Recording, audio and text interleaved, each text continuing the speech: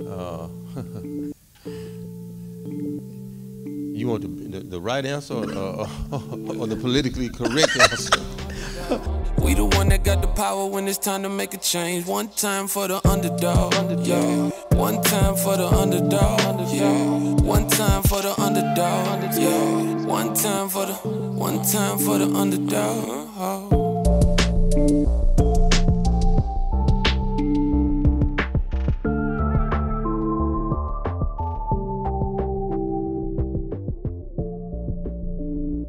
First off, welcome to the segment. I'm your host, Fredderick Nettles, and today I'm bringing to you guys, he tells me all the time, he's an 8-time Coach of the Year, 6-time high school state champion. He coached the 2007 USA men's basketball team. He's a Mississippi native, Walnut Grove, Mississippi. He's currently a principal in Tuscaloosa, Alabama. Help me welcome to the show, Coach Luther Riley.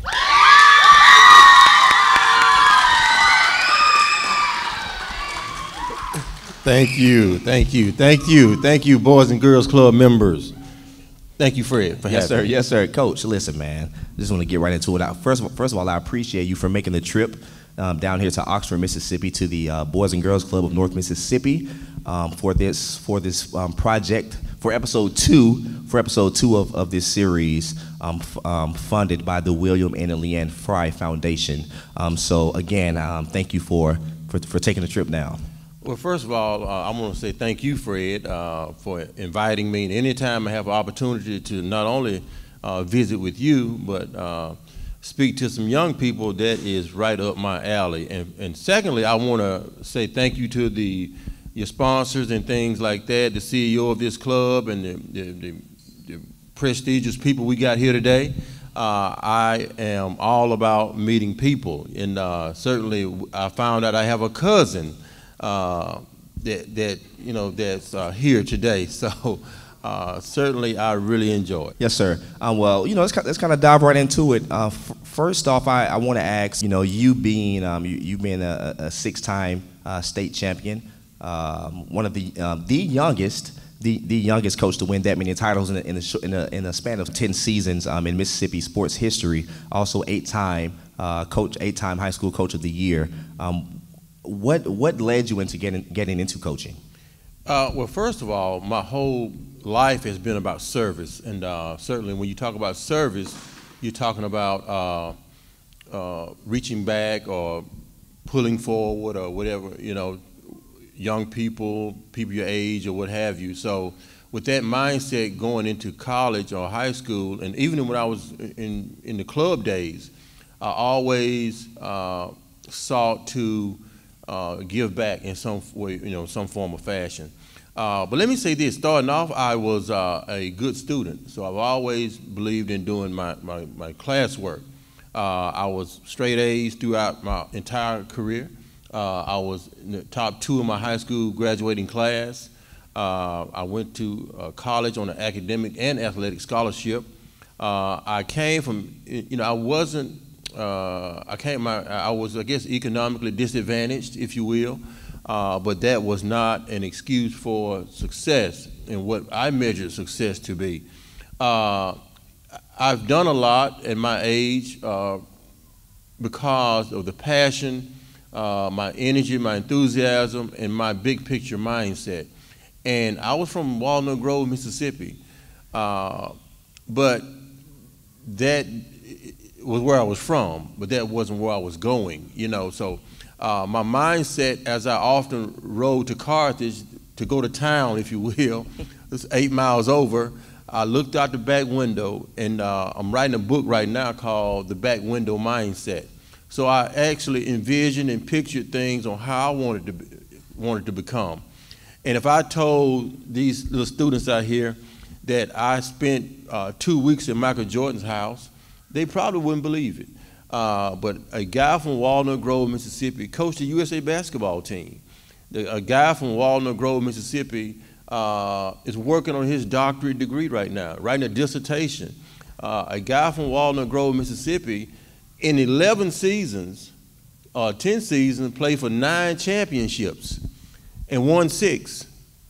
A guy from Walnut Grove, Mississippi, was sponsored by Nike from 2002 until I pass away. So I'm a lifetime Nike guy. All from Walnut Grove, Mississippi. A guy from Walnut Grove, Mississippi, been to China, Italy, Greece, teaching basketball. A guy from Walnut Grove, Mississippi, been to 50 states teaching basketball and building relationships. So those are the things that I could give back, and those are the things that I can say that I've accomplished, but it was all because I have what you call a super team. And a super team, young people, is this. It's 5 people, y'all got 5 fingers on your right hand, that I've always listened to, and it could be your super team or 5 people that you can depend on, Fred, when you are up, when you're down, when you need some advice, need some encouragement, or what have you. My super team consisted of course, my parents, my mom and my dad, my high school counselor, my counselor coming up through school. I had a teacher, I had a mentor, and I had a good friend that was a truth teller. So sometimes, Fred, we have people that want to not tell us the truth all the time. And if I need some encouragement, that was good, So that's how it kind of been my career path in formulating the successes, some of the successes I've had. How was growing up in Walnut Grove, Mississippi, and creating those 5 pillars of people in your life, how did that help you? I'm transitioning to the pro basketball side now. How did that help you coach a LeBron James in 2007, a Carmelo Anthony, a Chris Paul? Well, what happened was this, young people. I want you to always remember something. And part of this I have to give credit to my parents because, my dad was the elementary custodian. If some of you all don't know what that means, is that his job was to clean up the school after school and during school. My mom did not graduate from high school. So with that said, there was a mindset and a approach that I had that success was the only option. And success means if you can do it, why can't I? Maybe I didn't have a certain resource, but it's 24 hours in a day. So if it takes you 12, Fred, it might take me 18. But guess what? Get it done. I'm gonna get it done. So my motto throughout middle school, elementary, high school, find a way, make a way, but just get it done. And certainly that's kind of been my anchor to kind of take me throughout my career. Coach, for you, how important is mentorship, period? Like at every level of your life? Even right now, I call it a collective mentorship in that I have somebody for when I need to talk about my profession, if I need to talk about my dissertation, and she can understand that. But anyway, if I need to talk about just life challenges, you have to have, that's part of that super team. Now, as you grow and evolve, your super team will change from elementary to middle to high school to college when you're a grown person, So you always have to have that super team, those 5 people. And in mentorship, it means so much because we don't know all the answers. And we need a guide, a blueprint, a roadmap for somebody that's did it, not only did it, but did it better and more efficient than us, So I just believe that mentorship is the #1 thing in my book. That's why whenever I have an opportunity to say a word or two, hey, I'm game. This may be a very simple question, but I feel it's needed, especially for any young kid, #1, that's in here in the Boys and Girls Club of North Oxford that's watching right now, and the people that are going to be watching this at home. You being a kid from Walnut Grove, Mississippi, your father being a custodian, and your mom not graduating high school. Why didn't you quit? Quit? What does that mean? I don't know. Is that a word? To be honest, I had a middle school principal, Mr. Tony Tadlock. I remember like it was yesterday. He took me, I was in the beta club. That's for the smart kids, So I know you were part of that group. But anyway, we had our dinner. end of year closeout banquet, if you will. So we had the banquet, and everybody was ordering, give me a steak, give me this, give me that. So they got to me, and they said, I said, you know, I never been to McDonald's. I didn't go. I said, give me a hamburger. They laughed at me so much. I'm like, so what happened was this. I've always thought of myself as being different. You know, if you, out of all the successful people that you know, there was a little difference about it. You know, I spoke to a teacher when I met a teacher when I came in. She's different. She's so passionate about the work that she does. So, young people, as you matriculate, as you go through your middle and elementary, middle and high school years, you have to be different. And my mindset was different. My approach was different. My vision was different. Everything about me was different. Now, am I a perfect person? Absolutely not. That's the purpose for that super team. Now, when I make mistakes or things like that, that's where I go and talk to that 5 people that I've designated as being my super team. Coach Riley, you've been from Mississippi, born and raised in Walnut Grove. How important is it for you to be able to like do what you're doing now? Now, of course, not only being a multiple time state champion, coach of the year, been all over the world traveling. How important is it for you to actually come back here into the state and be able to kind of pour into the younger generation? Martin Luther King said one thing about you know, being great. I don't try to be great. Everybody can't be great, but what every person can do is provide a certain level of service.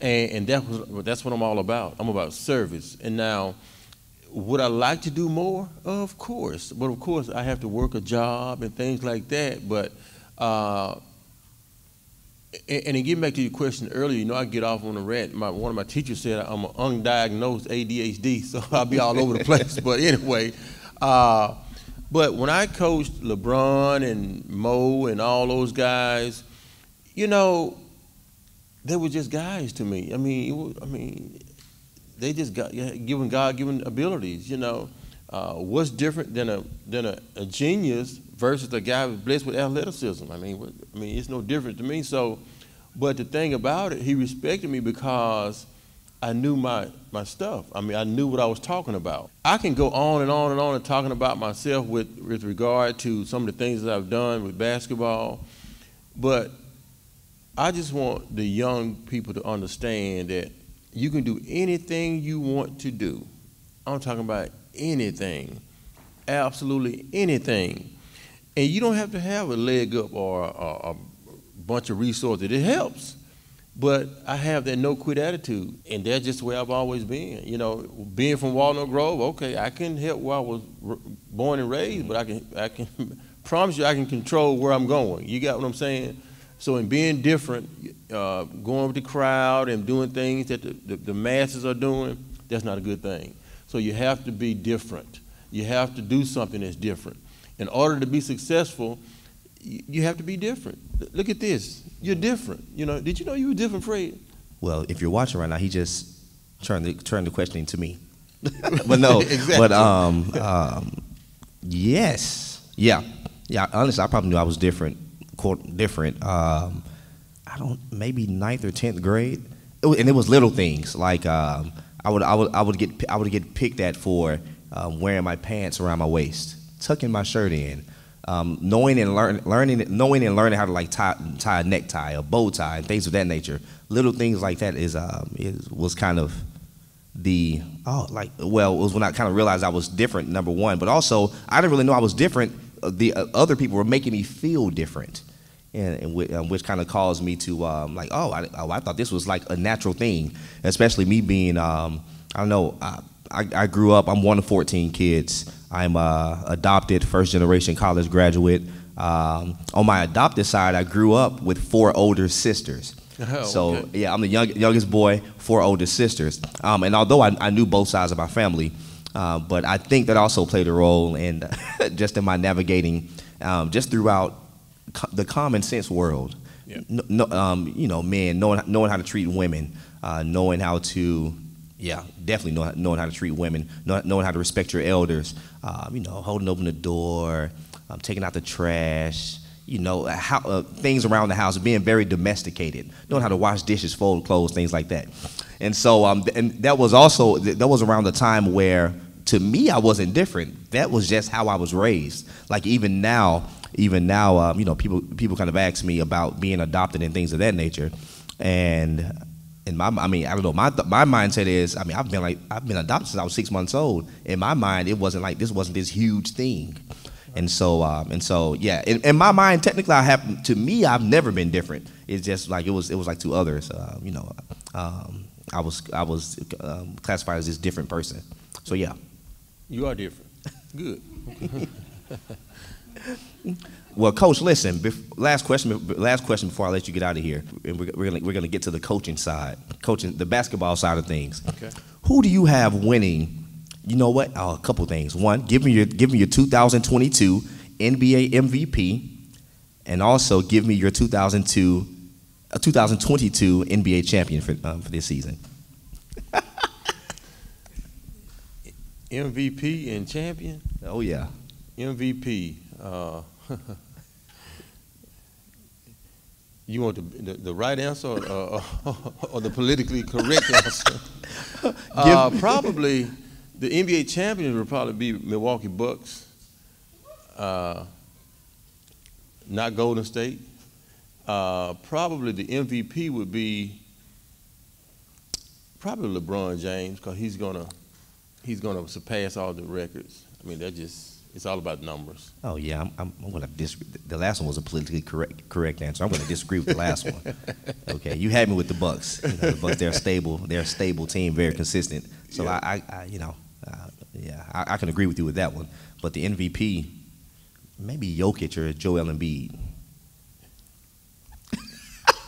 No, he stays hurt too much.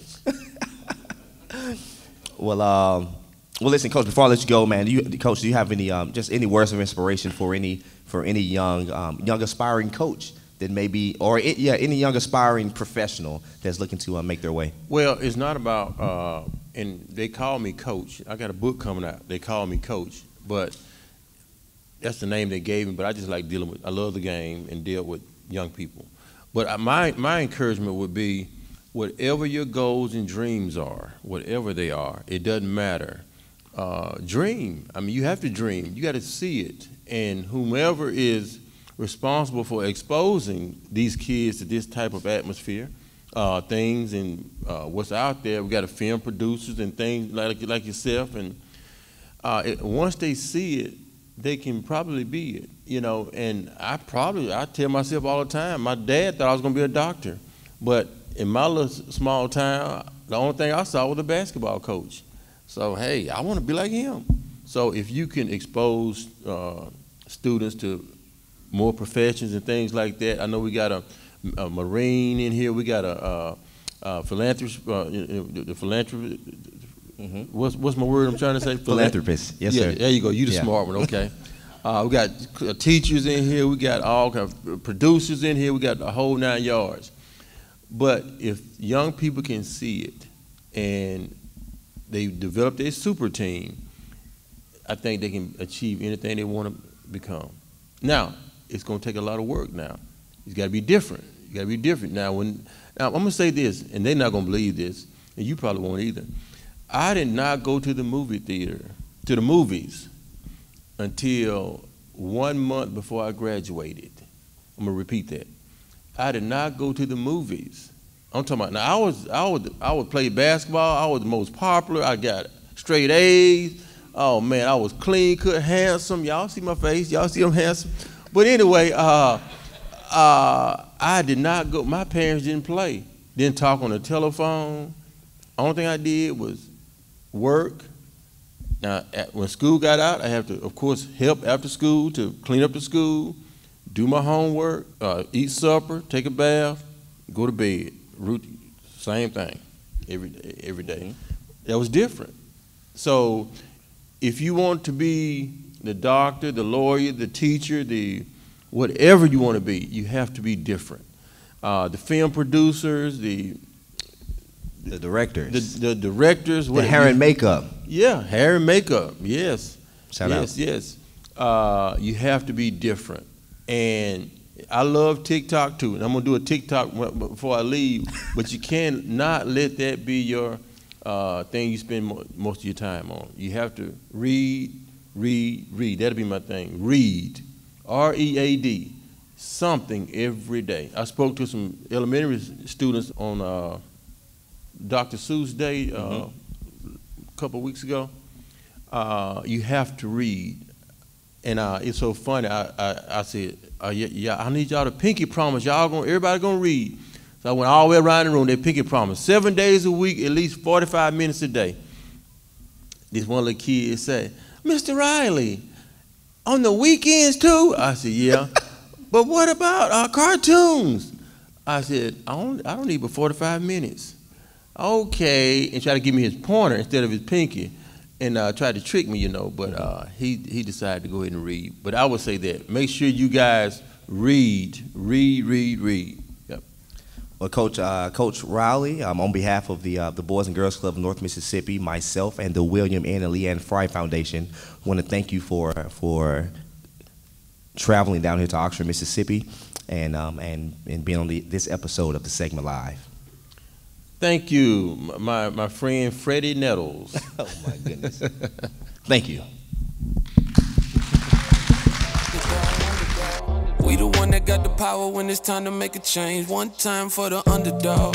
Yeah. One time for the underdog. Yeah. One time for the underdog. Yeah. One time for the underdog.